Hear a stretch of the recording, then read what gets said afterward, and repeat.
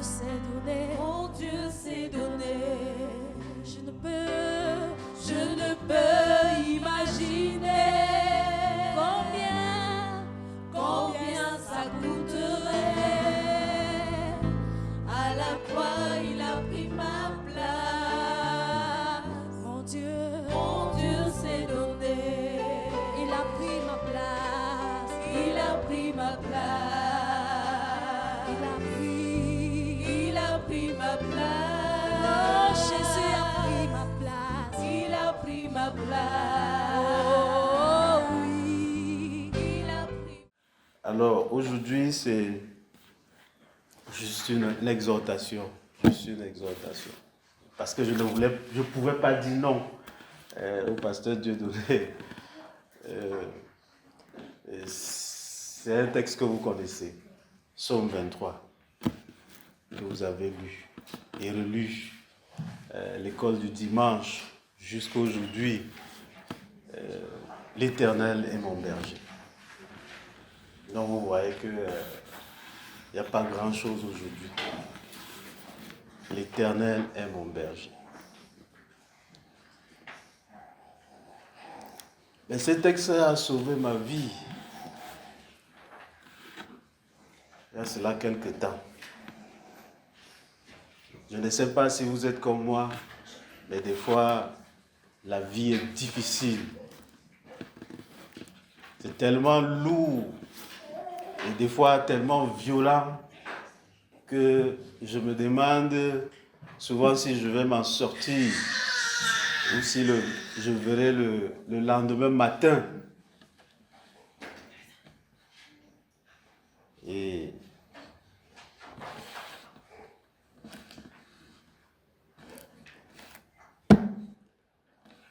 quand le jour finit par se lever, on bénit Dieu. Et on dit que c'est encore une journée d'espérance. Et on continue à avancer.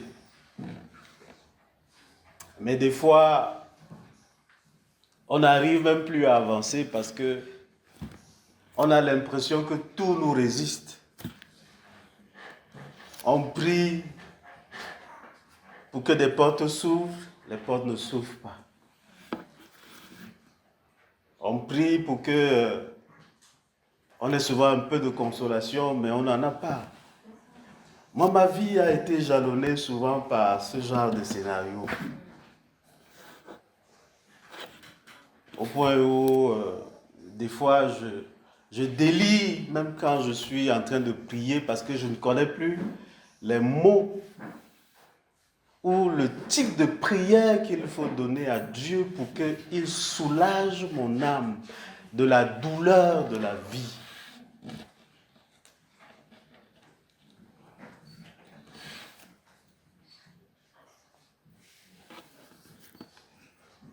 Et c'est dans cette situation que un jour je rouvre les Écritures et je tombe sur ce texte. L'Éternel est mon berger.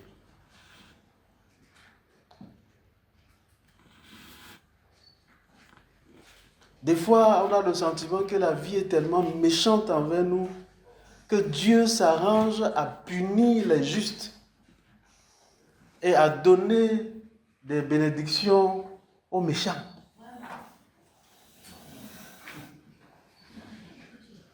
Dans ta propre maison même, des fois tu as le sentiment que tu meurs pour que les autres vivent, mais il n'y a personne pour te dire merci.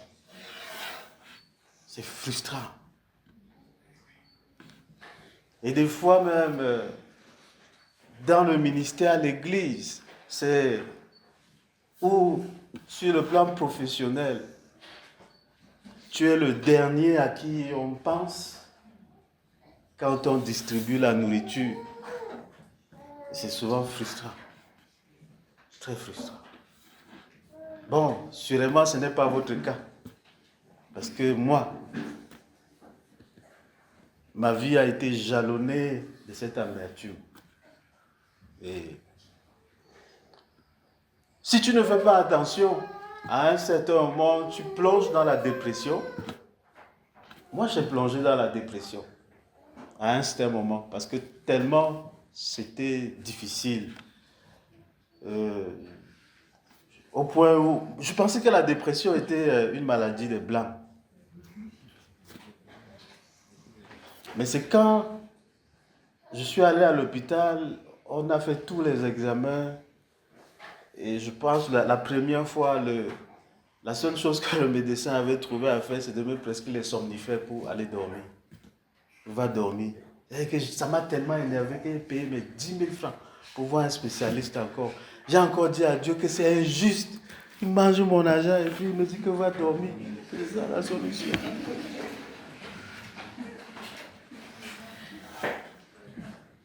Des fois, la vie est comme ça.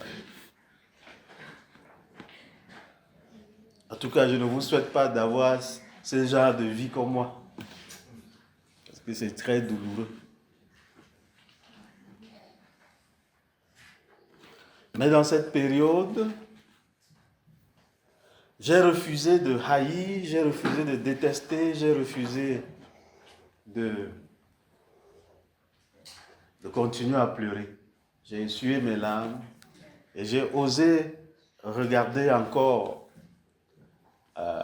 au Seigneur en disant sûrement il y a des choses que je ne comprends pas.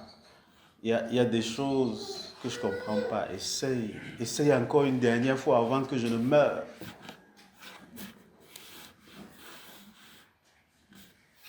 Et la parole est venue, l'Éternel est mon berger. L'Éternel est mon berger.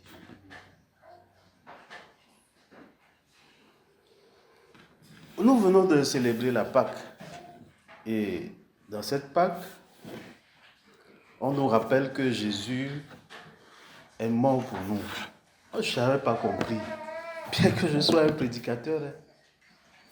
Vous savez, il y a des choses qu'on dit et on ne comprend pas la profondeur de la chose des fois. C'est avec le temps, au fur et à mesure que nos yeux s'ouvrent. Jésus est mort pour nous. Sa mort, sa résurrection, c'est pour nous, c'est pour nous. Et je prêchais plusieurs fois sur ça, avec beaucoup d'enthousiasme. Mais pendant ces moments de crise dans lesquels j'étais, une autre image est venue dans mon esprit.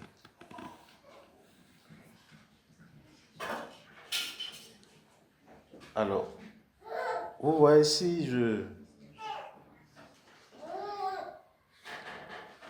j'ai un article avec moi, je ne sais pas quoi, qu'est-ce que j'ai? J'ai la tablette et puis j'ai mon choron cola. Révérend, levez ça.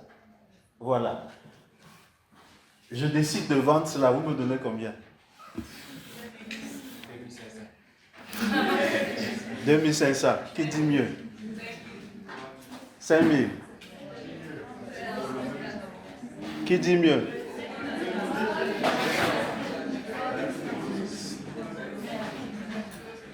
Donc c'est 5000 que vous pouvez me donner sur ça.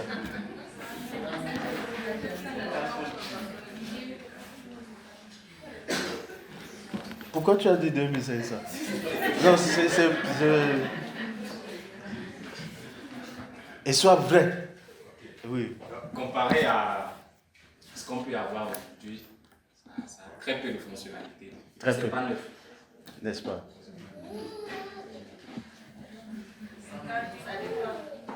Qui a dit 5000? Non, qui a dit 5000? Là peut-être que tu veux me flatter maintenant.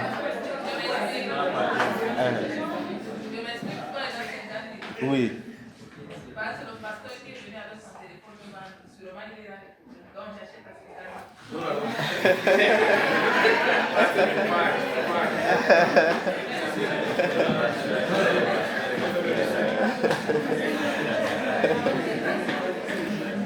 Ah, c'est une femme qui a beaucoup de compassion pour les pasteurs. C'est bien. En réalité, elle n'achète pas la valeur de la chose, mais elle veut faire une offrande au pasteur. C'est ce que je comprends. Mais lui, il évalue la valeur de la chose et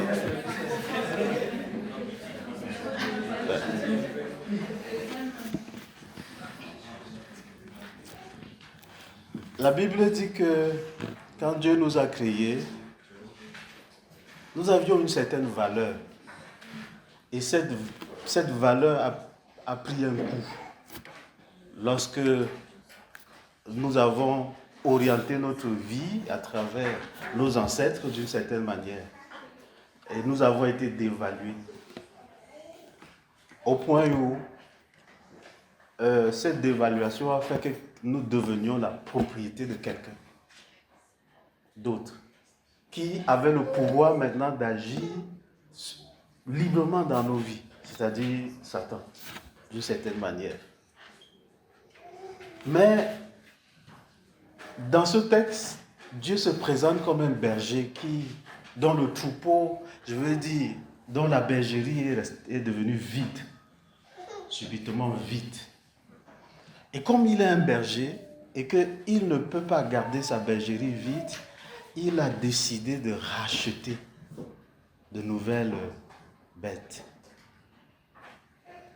que nous sommes. Et quand tu vas au marché et que tu te mets à sélectionner les animaux, tu offres un prix de rachat.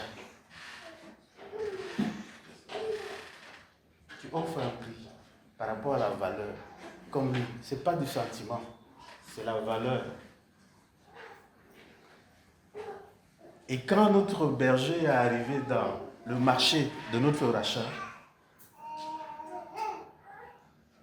nous avions un prix. Et cela, le niveau de négociation qu'il y a eu, il n'y avait aucune monnaie existante, ni l'or, ni le diamant, ni l'argent, rien, il n'y avait aucune monnaie qui pouvait faire l'objet de notre rachat. Aucune monnaie. C'est-à-dire que malgré la situation de déchéance dans laquelle nous étions, nous continuons à avoir de la valeur.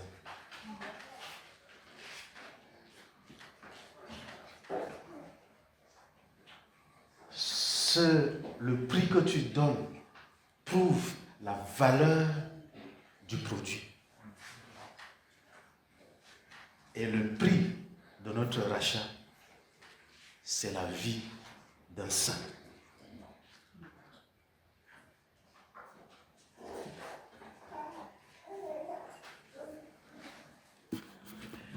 Ça a sauvé ma vie. Parce que des fois, nous vivons et nous avons le sentiment que nous sommes anonymes, que personne ne nous connaît. Et des fois, nous avons envie de nous battre pour qu'on nous connaisse, pour paraître, pour exister aussi parmi les hommes. Nous essayons de nous donner de la valeur en faisant ceci, en faisant cela.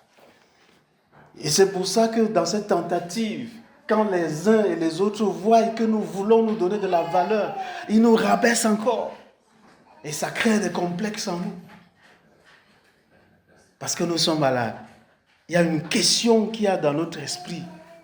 Je vaux quoi? Qu'est-ce que je vaux? Quel est mon prix sur le marché des hommes? Mon prix, c'est Jésus-Christ.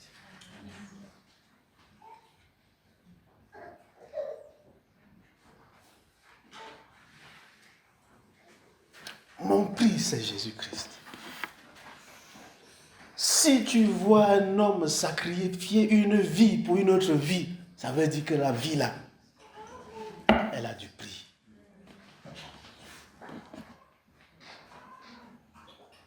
Et subitement, la lumière est revenue dans mon esprit. Martin, même si on te rabaisse, tu as du prix. Parce que celui qui a fait ton marché ne t'a pas acheté avec une petite monnaie. Il t'a acheté avec une autre vie. Et pas n'importe quelle vie. C'est pour ça que mon exhortation ce matin, juste pour vous, c'est un échange de cœur. Je souhaite que tu rentres en disant, l'Éternel est mon berger. Il m'a acheté avec la monnaie d'une vie. Et c'est ça mon prix sur le marché. Si ta femme te manque de respect, ne lui fais pas de problème. Dis-toi, l'Éternel m'a acheté avec le prix d'une vie. Si ton mari te manque de respect, ne lui fais pas de problème. Tu vaux plus que ce qu'il pense, dit et fait te concernant. Parce que sur le marché des femmes, Jésus t'a acheté avec sa vie. Voilà ce que tu vaux. Si parmi tes frères, on te manque de respect et on trouve que tu es le dernier, c'est toi qui dois ramasser ce que les autres ont jeté. Ne t'en fais pas. Ce n'est pas ça qui définit ta valeur. Sur le marché de la vie, tu vaux le prix de la vie de Jésus. Je suis revenu à la vie. Et je souhaite que l'un d'entre vous revienne aussi à la vie ce matin. Que ton cœur se libère de tout type de complexe, de supériorité et d'infériorité. Tu ne discutes ta valeur avec personne. Ni ta coépouse, ni...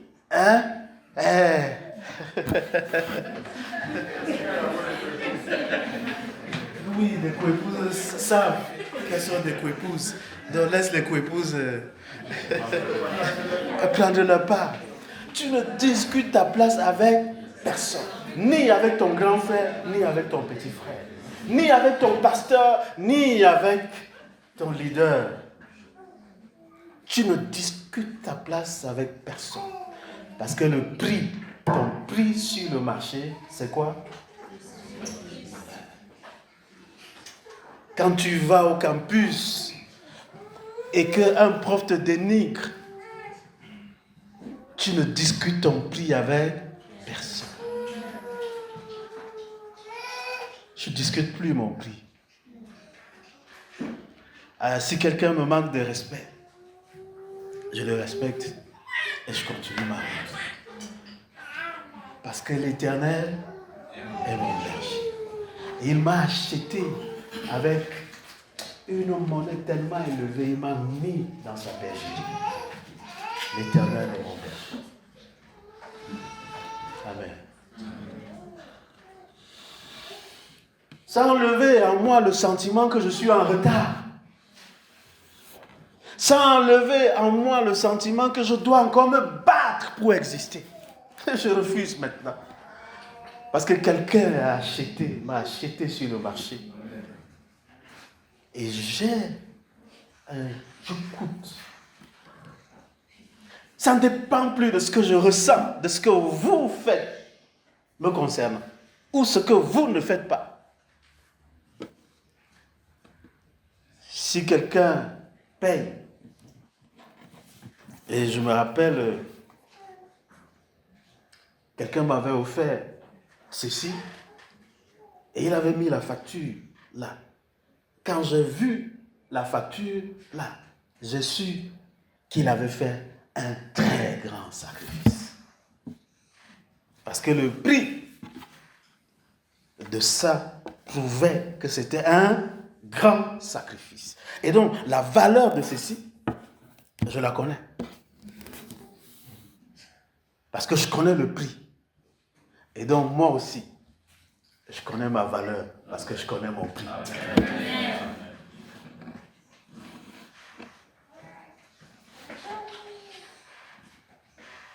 Mais vous voyez,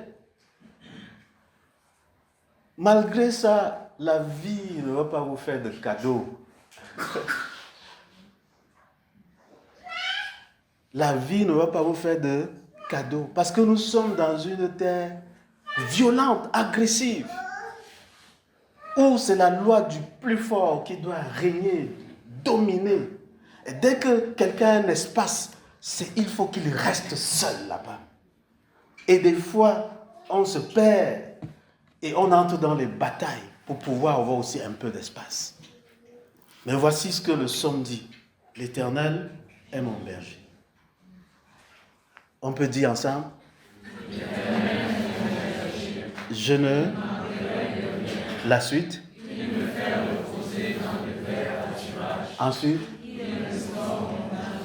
Voilà. Allons-y doucement.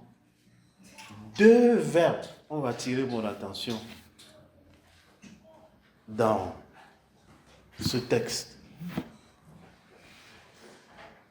2 verbes. Le premier verbe se trouve au verset 2 et le deuxième verbe se trouve au verset 3. Quand vous lisez cela, vous avez l'impression que c'est la même chose qui est dite.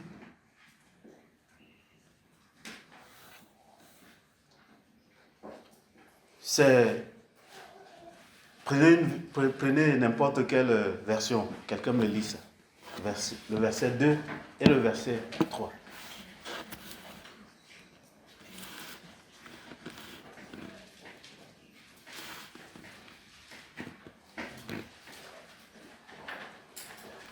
Il me fait reposer dans de verts pâturages. Il me dirige près des eaux paisibles. Il restaure mon âme. Il me conduit dans les sentiers de la justice à cause de son nom. Très bien. 2 verbes. Le premier, c'est qu'il me dirige. Le deuxième, c'est qu'il me conduit. Voilà les 2 actions de Dieu dans nos vies, dans ce texte, quand nous sommes dans la bergerie. 2 choses qu'il fait. Il y a plein d'autres choses, hein, mais les 2, j'ai voulu comprendre ce que ça signifie de façon pratique. Il dit, première chose, il me guide. Deuxième chose, il me conduit. Mais est-ce que c'est la même chose? Guider et conduire. Et voici, moi, l'image qui est venue simplement dans mon esprit. J'ai su ce jour-là que guider et conduire, c'est 2 choses différentes. Et ces 2 choses différentes-là, Dieu fait ça dans nos vies. Mais il y a des saisons où il est en train de nous conduire. Et il y a des saisons où il est en train de nous guider. Et si tu ne discernes pas la saison où il est en train de te conduire et tu confonds avec la saison où il est en train de te guider, tu auras des problèmes.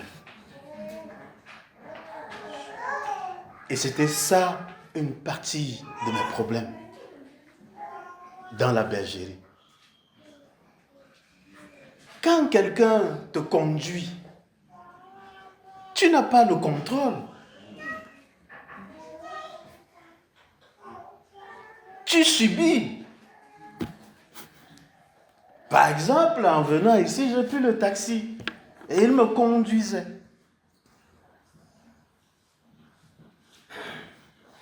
Je n'avais aucun moyen, aucun contrôle sur lui. Il faisait comme il voulait. Il a pris la route qu'il voulait et il m'a conduit.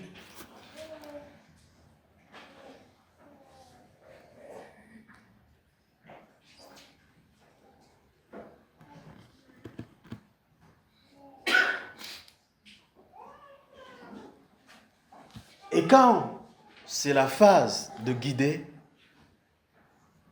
il ne te conduit plus. Moi, je suis un berger aussi. Et là, on prend notre bâton et on fait comme ça. On laisse l'animal marcher et on l'oriente. On fait comme ça. On le laisse. Quand c'est la phase de guider, Dieu coopère avec ta volonté. Mais quand c'est la phase de conduire, ta volonté n'est pas sollicité. Tout ce qui est demandé de toi, c'est de subir.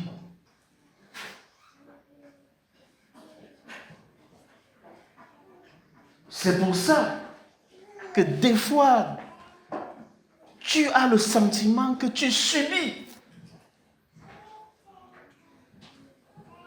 Tout se mobilise contre toi.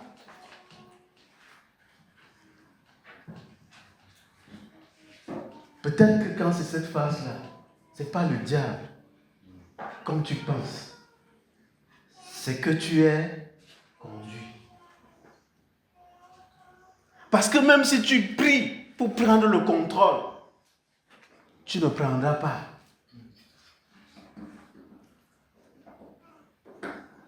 La seule chose qui peut te rassurer, c'est: est-ce que je suis dans la bergerie? Si je suis dans la bergerie et que c'est l'Éternel qui me conduit, alors la destination, c'est où? Le vert pâturage. Même si ce que tes yeux voient sont compliqués, sont difficiles, c'est le vert pâturage. Parce qu'il n'y a aucun berger normal qui achète une bête au prix d'une vie et qui conduit cette brebis-là là où il n'y a pas le vert pâturage. Ce n'est pas possible.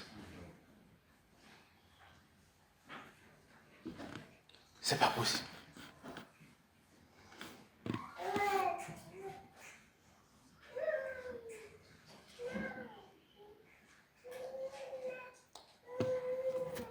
Ça donnait du repos à mon âme.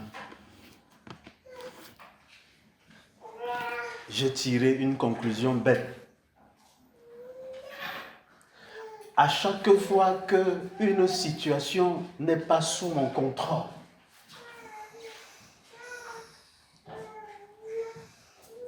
et que je sais que je ne peux rien, et que j'ai supplié Dieu de me ôter de cela, et que la situation continue, j'ai décidé de me reposer.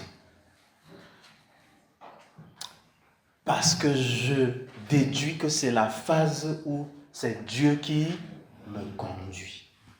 Et certainement, c'est la destination, c'est vers le vert pâturage.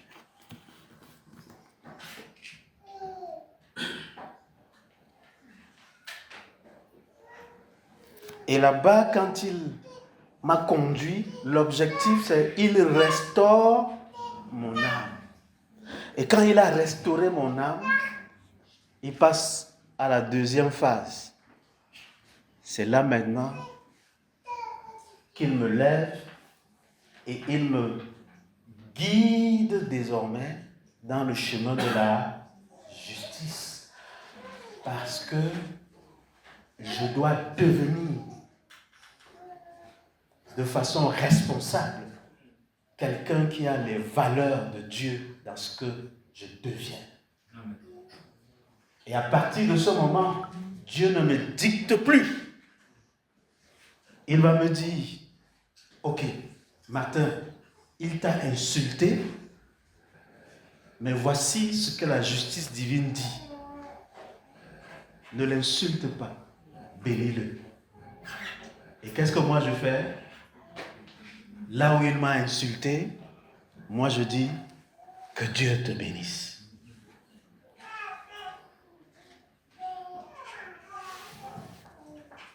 Ça, c'est la justice de Dieu. Dieu ne m'oblige pas à le bénir. Mais maintenant, il me guide, il me dit: non, toi, ne fais pas comme il a fait.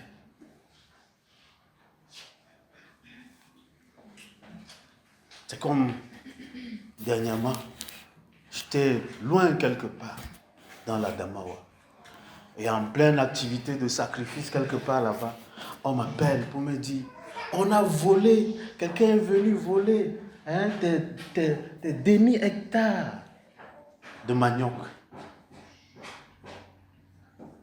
Et la personne, en me disant ça, disait que, ouais, vraiment, je ne sais même pas pourquoi on te fait ça. Et j'ai dit à la personne,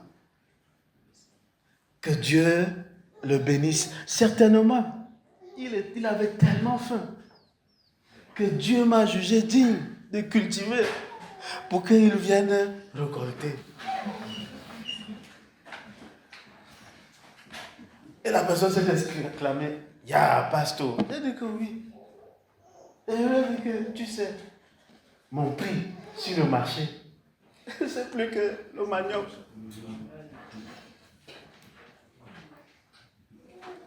Lui là, il va sauver sa vie avec quelques tubercules de manioc qu'il parte avec. Et je suis entré dans le repos. Mais si j'étais le matin d'avant, j'allais entrer dans la bataille, le combat spirituel que m'ont enseigné mes pères. Et je vais parler en langue. Et retourner à celui qui avait envoyé, etc. et tout. Mais nous avons fait ça pendant longtemps. Mais ça n'a pas ajouté forcément de la valeur à ma vie. Et tout ce d'ailleurs, tout ce que j'ai dans ma vie, ce n'est pas le fruit de mes mains. C'est la grâce de Dieu. Je ne suis pas en train de dire que si on vous vole, que ne protégez pas ce que vous avez. Ce n'est pas ce que je suis en train de dire. Ce que je suis en train de dire, c'est qu'il y a des phases dans ta vie où certains événements sont provoqués parce que Dieu est en train de t'enseigner la justice divine. Et maintenant, c'est à toi de faire le choix. Tu fais comme les hommes ou tu fais comme les valeurs de Dieu. Mais c'est des fois très difficile humainement d'accepter. Et ceux, généralement, qui n'acceptent pas, quand ils sont à la phase d'être guidés par Dieu, ils vont connaître les dépressions comme moi. Et je ne vous souhaite pas.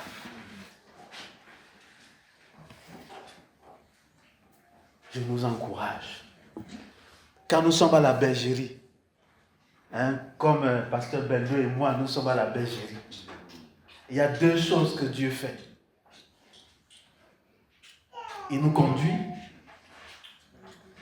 et nous guide. Donc, lui et moi, nous prions désormais que lorsque c'est le temps où Dieu nous conduit et lorsque nous n'avons aucun moyen d'agir, nous restons dans la paix. Même si la situation est compliquée.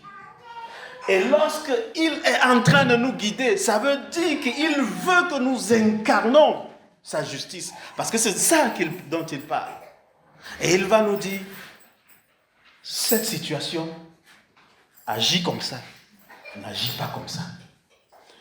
Parce que j'ai restauré ton âme pour te montrer les sentiers de la justice de Dieu. Vous savez, ça m'a consolé pour un temps. Quand j'ai lu ça, j'ai dit, Seigneur, ok, je reprends la force. Et je prie pour le discernement désormais. Lorsque c'est la saison d'être conduit, je vais avoir la bonne attitude. Je vais pouvoir discerner. Quand c'est la saison d'être guidé, je vais pouvoir avoir la bonne conduite, avoir le bon élément de justice que je dois manifester dans mon caractère, dans mon tempérament, etc. Non, je ne veux plus vivre comme un homme normal parce que j'ai de la valeur. Mais après, la vie te rappelle comment elle est dure. Et des fois, quand tu te mets à esquiver les gens, à vouloir leur faire du bien, et ils te montrent, et ils pensent, et ils essaient de te démontrer qu'ils sont plus sages que toi. Et de temps en temps, j'ai envie de dire que, pardon Dieu, donne-moi 2 minutes.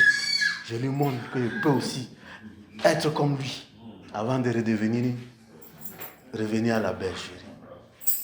Ah, j'ai eu ce sentiment. Parce que ça pèse. Ça pèse. Ça pèse, hein? Et puis un autre jour, j'ai dit sûrement il y a quelque chose que Dieu veut encore me dire et que je n'ai pas vu. Je suis revenu encore dans le texte. Et cette fois-ci, c'est le dernier verset qui a attiré mon attention.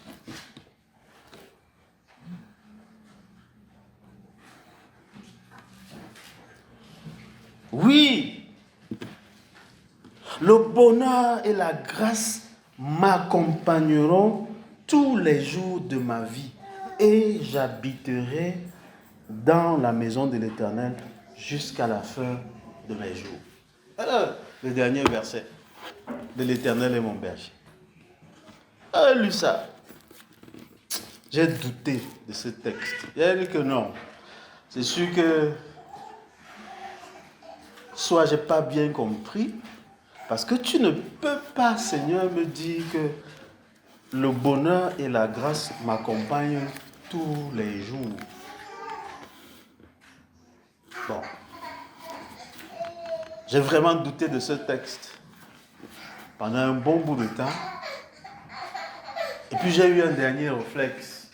Parce que dans mes heures perdues, de temps en temps, je reviens en ville et je lis, comme vous. Et j'ai décidé de lire le texte en hébreu. Et quand je lis le texte en hébreu, je me rends compte que ça a été mal traduit.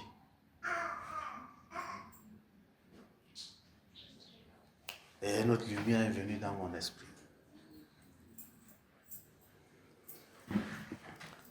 Le verbe qui a été utilisé pour dire accompagner là, ce n'est pas ça, ce n'est pas accompagner.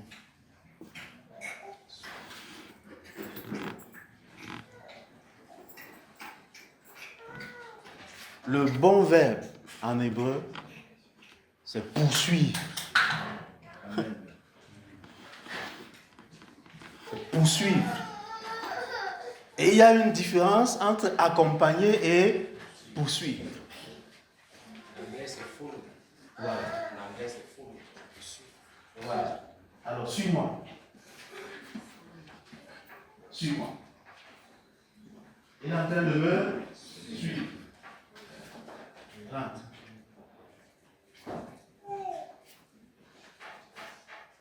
Tiens-toi là.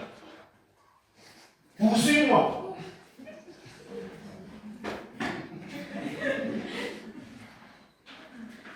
Suis-moi. Poursuis-moi. Vous avez vu la différence? Des fois dans la vie, tellement tu es agressé, tu es oppressé, tu es dépassé par la vie. Tu passes les bénédictions que Dieu a pour toi. Tu as l'impression que tu es en retard, que tu as raté des opportunités. Et tu te demandes si ça reviendra encore un jour. Jésus dit que si tu es dans la bergerie, même quand tu es passé, tu ne savais pas que ta bénédiction est là. Dès que la bénédiction se rend compte qu'elle ne t'a pas localisé, elle te pousse.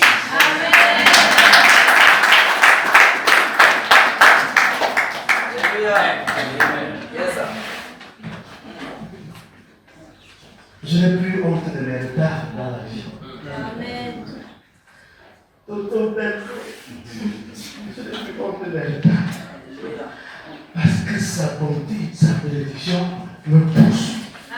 Tandis que je suis passé, je ne savais pas que il y avait telle chose qui avait été prévue pour moi, il y avait telle autre, j'étais distrait, la vie m'avait dépassé, j'étais sorti d'une nuit de prière, ivre, machin, rosé par la vie, je suis passé à côté.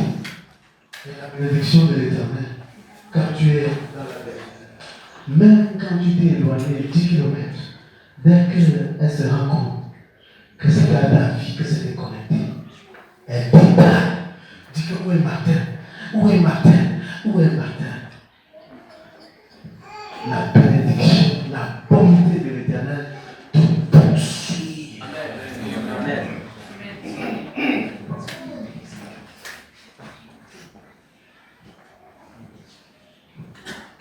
L'Éternel est mon berger. Je l'ai aussi pour toi. L'Éternel est mon berger. L'Éternel est mon berger. L'Éternel est le berger de qui ici? Est-ce que je peux vous voir? L'Éternel est mon berger. Seigneur, je te bénis. Que Dieu le bénisse. Amen.